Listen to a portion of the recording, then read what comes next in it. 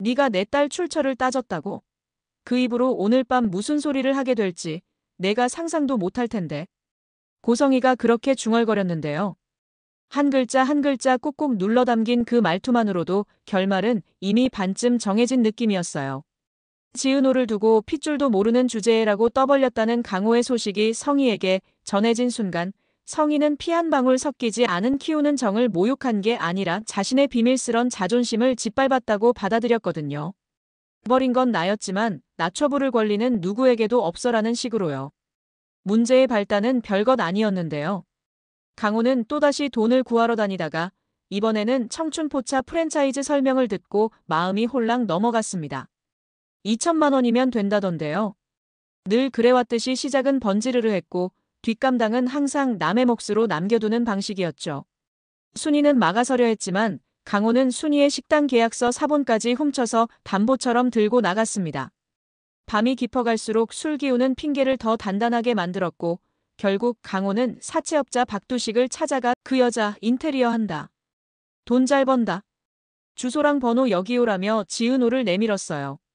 입에 익어버린 피해자의 논리, 내 인생 망가진 건 다 지은호 때문이라는 그 말이 또 나왔습니다.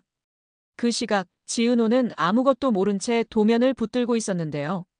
벽지 샘플을 만지작거리다가도 마음 한켠이 자꾸 스산했어요. 강호의 전화가 오면 늘 약간의 떨림이 생겼거든요. 이번엔 무슨 요구를 할까, 어디까지 상처를 내고 갈까 하는 불길함 같은 거요. 그래도 지은호는 끝까지 다정하려고 애썼습니다. 강호야, 늦었는데 들어가. 엄마 걱정하잖아.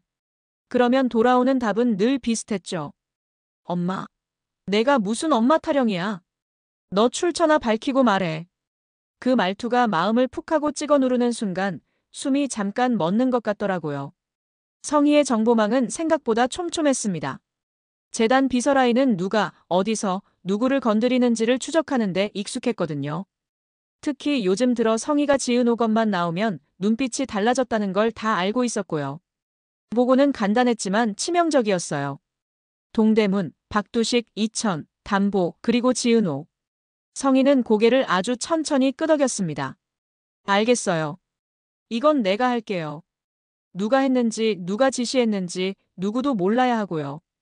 비서는 얘라고 했지만 속으론 알았죠.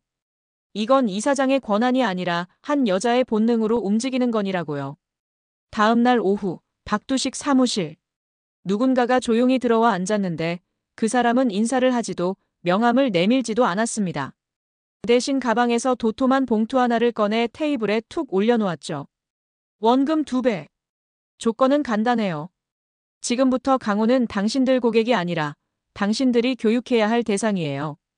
박두식은 처음에 농담인 줄 알았대요. 근데 그 다음 문장이 농담이 아니었습니다. 그리고 그 여자는 지은호 건드리면 당신들이 건드려지는 거예요. 박두식은 그 자리에서 고개를 끄덕였다고 하더라고요. 오래 장사한 촉이 있었거든요. 저 여자는 돈을 쓰는 법을 아는 사람이라고요. 게다가 비밀을 유일한 화폐처럼 다루는 사람이었고요. 바로 그 밤 강호에게 조건 변경이 통보됐습니다. 강호는 억울해 미칠 지경이었는데요. 한 달 안에 갚으면 된다며 라고 고함을 질렀지만 돌아온 말은 씁쓸하게 단순했어요. 계약서에 조기 회수 조항 있어. 안 읽었지? 그러고는 한마디가 더 붙었습니다.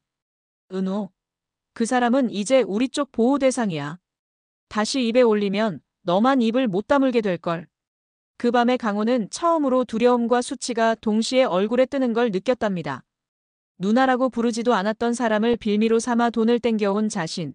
그걸 아무렇지 않게 말하던 자신의 목소리, 그게 다 부메랑처럼 턱을 때렸죠. 아침이 되자 초인종이 울렸습니다. 문을 열자마자 순이는 멈춰섰는데요. 강호가 무릎을 꿇고 있었거든요. 엄마, 미안해요. 그 짧은 한 줄에 밤새 어른거리던 공포가 그대로 섞여 있었지만 순이는 섣불리 묻지 않았습니다. 사람을 일으키는 건 먼저 밥이고 그 다음이 말이라는 걸 순이는 잘 알았어요. 끓는 물소리 사이로 지은호가 조심스레 말했습니다. 강호야, 여기 앉아. 물부터 마시고. 강호는 물컵을 양손으로 움켜쥐고 그때서야 쉰 목소리로 실토했어요. 나 어제 잘못했어. 아니, 계속 잘못했어. 근데 어제 진짜 무서웠어. 그 말은 간신히 사람의 말처럼 들렸고 순이는 그게 다행이었어요. 무서움은 때로 사람을 되돌리는 버튼이니까요. 문제는 여기서부터였는데요. 성희의 방식은 응징에서 끝나지 않았어요. 응징은 그냥 도구였고 성희의 진짜 목적은 관계의 설계였거든요. 쉽게 말하면 지은호 곁에 누구를 세우고 누구는 멀어지게 만들고 누구는 부채감을 느끼게 하느냐의 문제였어요. 그날 오후 성희는 비서에게 짧게 지시했습니다. 지켜봐. 특히 박성재. 비서는 의아했지만 성희는 확신이 있었어요. 박성재가 요즘 지은호 카페에 자주 드나드는 건 단순한 취향이 아니라 마음의 방향이라는 걸요. 성재는 친절하고 성실해요. 그게 때로 훨씬 위험해요. 성희는 희미하게 웃었습니다. 다정함이 사람을 끌어당기는 속도를 누구보다 잘 아는 사람이었으니까요. 그 무렵 이지혁은 아주 미묘하게 흔들리고 있었는데요. 누구보다 현실적인 사람이었고 일과 마음은 분리해야 한다를 스스로에게 주문처럼 되뇌던 사람이었죠. 그런데 요 며칠 박성재가 지은호에게 부쩍 가까워지는 걸 보면서 마음 한구석이 고집스럽게 시끄러워졌어요. 성재가 지켜줄 수 있으면 됐지라고 합리화를 하다가도 야밤에 카페 셔터를 내리고 설거지를 도와주는 손을 자신이었던 적들을 떠올리면 가슴이 뜨겁게 되었죠. 그 감정은 부끄럽지 않았지만 초조했습니다. 그래서 이지혁은 다른 방식으로 움직였어요. 말 대신 일. 강호 채무, 기한 이동 가능성, 법률 리스크, 순위 식당 담보 상태 전부 체크하자. 그는 증빙을 만들고 서류를 정리하고 위험을 하나씩 지워주기로 했습니다. 내가 할 수 있는 건 이거니까. 그렇게 말하면서도 이지혁은 마음속으로 아주 조용히 빌었어요. 너는 제발 다치지 마라. 그날 저녁 첫 번째 심리적 클라이맥스가 찾아왔습니다. 강호가 집에 들어온 뒤 거실에서 세 사람이 마주 앉게 된 건 처음이었거든요. 공기는 묘하게 흔들렸습니다. 누구도 강호에게 큰 소리를 내지 않았고 그렇다고 위로도 쉽게 꺼내지 못했어요. 그 묘한 침묵을 먼저 깬 건 의외로 강호였습니다. 누나, 아니 지은호. 나한테 화내도 돼.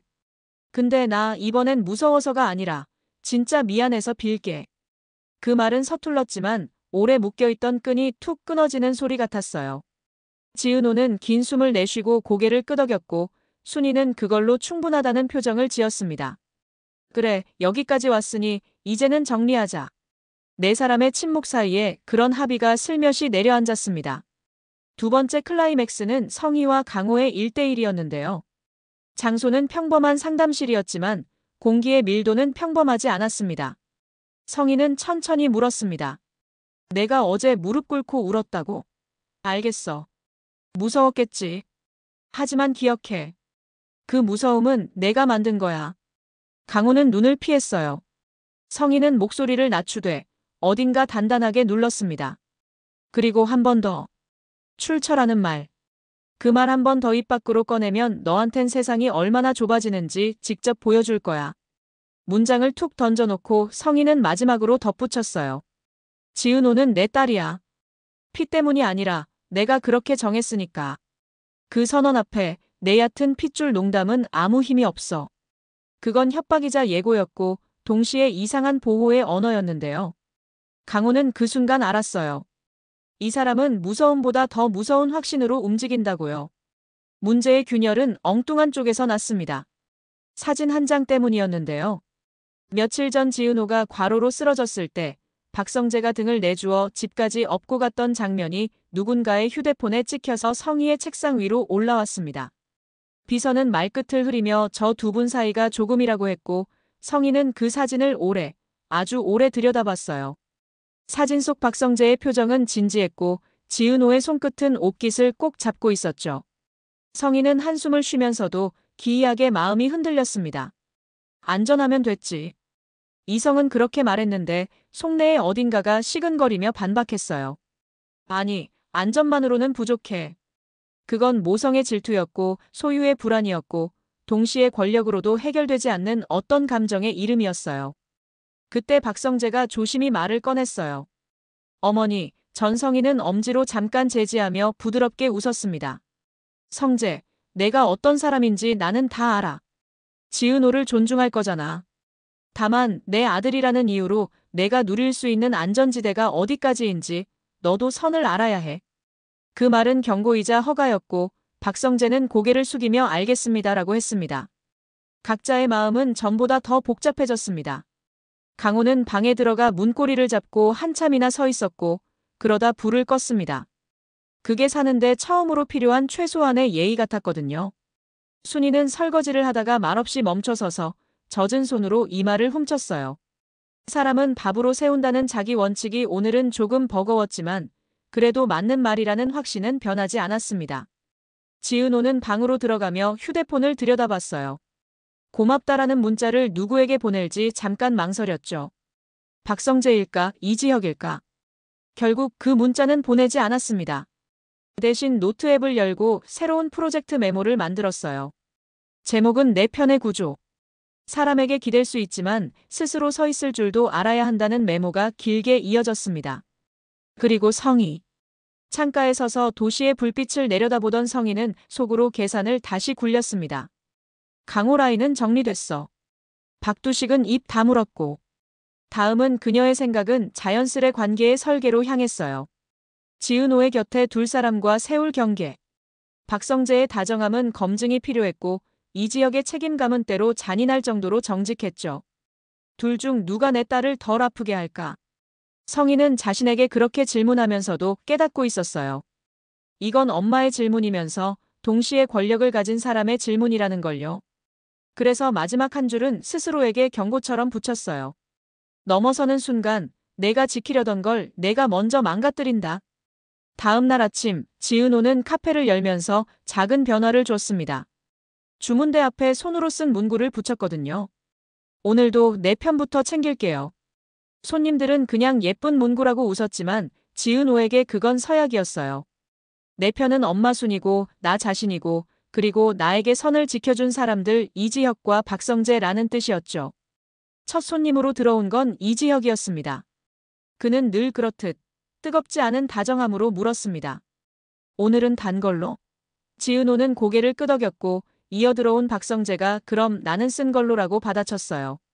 두 남자의 주문 사이에서 지은호는 처음으로 크게 웃었습니다. 좋다. 오늘은 단 것도 쓴 것도 다 준비돼 있어요. 그때 카운터 아래에서 진동이 울렸고 문자가 하나 도착했습니다. 발신인은 저장되지 않은 번호였지만 내용은 짧고 분명했어요. 내가 어제 붙인 문구 마음에 든다. 단, 내 편의 정의를 너무 좁게 만들지 말아라. 지은호는 문자를 지운 뒤 커피를 내리며 혼잣말처럼 중얼거렸습니다. 알겠어요, 이사장님. 근데 내 편의 기준은 제가 정해요. 이날 밤 마지막 장면은 뜻밖의 사람에게 배당됐는데요. 강호가 다시 술집 대신 공원 벤치에 앉아 있었습니다. 하늘을 올려다보며 휴대폰을 뒤적이다가 메시지 하나를 보냈어요. 맞는 사람 본인. 내용 다음엔 넘어지기 전에 멈춰라. 누나한테 출처 묻지 마. 내가 묻고 싶은 건 사실자리다. 내 자리를 내가 만들어라. 메시지를 보내고 나니 아주 조금 가벼워졌다고 하더라고요. 그건 사과의 문장도 변명의 문장도 아니었어요. 다만 어른이 되는 문장이었습니다. 그리고 예고처럼 남은 숙제가 하나 더 있었습니다. 성희의 마음 한가운데에 생긴 균열 성재와 지은호. 그 균열은 아직 조용했지만 오래 조용하진 않을 거예요. 사람의 마음은 움직이고 움직이는 건 어느 순간 모양을 바꾸거든요. 성희는 알아요. 선을 긋는다는 건 언제나 지우개를 들고 서 있는 일과 같다는 걸. 그래서 그녀는 다음 수를 아껴두었습니다. 내가 움직일 땐 모두가 자리를 바꾸게 될 거다. 속으로 그렇게 말하고 창문을 닫았어요. 그날의 결론은 간단했습니다. 누군가는 무릎을 꿇었고 누군가는 손을 내밀었고 또 다른 누군가는 선을 그었죠. 그리고 지은호는 조용히 서약했습니다. 나는 내 편을 지킬 거고 내 몸의 주인은 나고 내 마음의 방향은 내가 정한다. 그 한 줄이 다음 화의 문을 분명하게 열어두었어요. 왜냐면요, 다음에는 고성희가 사랑이라는 이름으로 어디까지 나아갈지, 그리고 이지혁과 박성재가 각자의 방식으로 어떤 자리를 선택할지 우리가 다 같이 확인하게 될 테니까요.